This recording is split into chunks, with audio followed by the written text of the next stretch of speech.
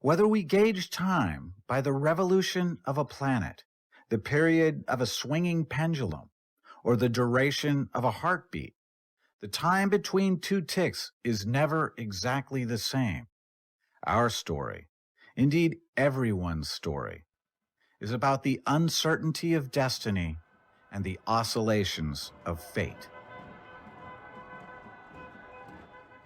The 99% Solution by Ransom Stevens, an excerpt. Police rush in, clubs come down, and protesters fall to the ground. Winter tucks his muzzle under my chin.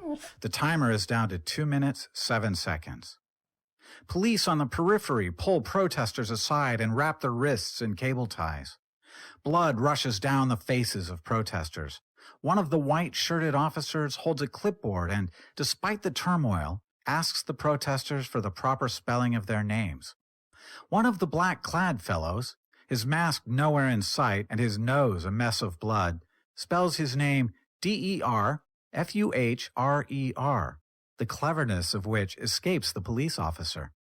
Back at the barricade, a woman shrieks. 2 batons come down simultaneously, and the shriek becomes a scream, an extended, high-pitched wail of sheer agony.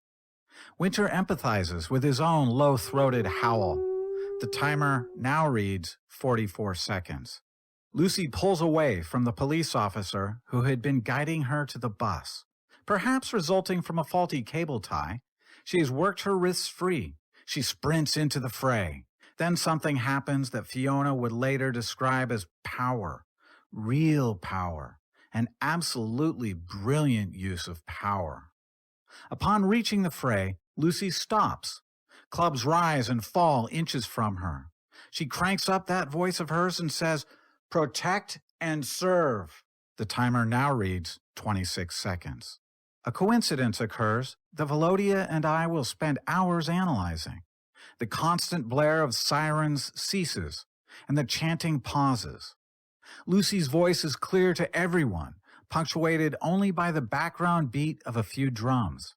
The officer takes the yellow taser from his belt. Lucy shouts, "We are the citizens you should be protecting. It's your duty and you know it." She repeats the last phrase word by word. "It is your duty," a pause, "and you know it." The officer points the taser at her. She says, "Remember this moment.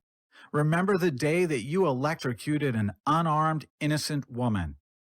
Lucy faces the officer with the taser, a small, unarmed, red-haired woman, her hands raised in the universal signal of surrender, facing a giant of a man in a black helmet with complete face shield, wearing a bulletproof vest and holding a bright yellow weapon leveled at the woman's heart. Several realizations form in my mind. First, it is Officer Justin. Second, I'm certain that he will not pull the trigger.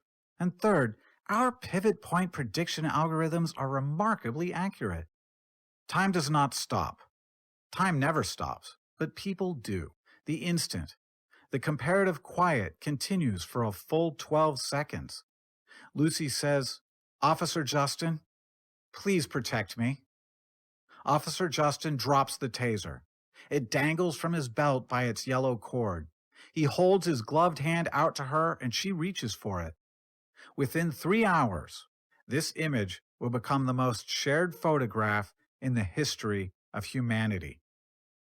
My phone vibrates in my hand and emits the sound of a beagle's howl, indicating that the timer has reached 0. The 99% Solution, a novel by Ransom Stevens, narrated by the author, Ransom Stevens. Print and ebook version published by Strange Views, copyright 2019.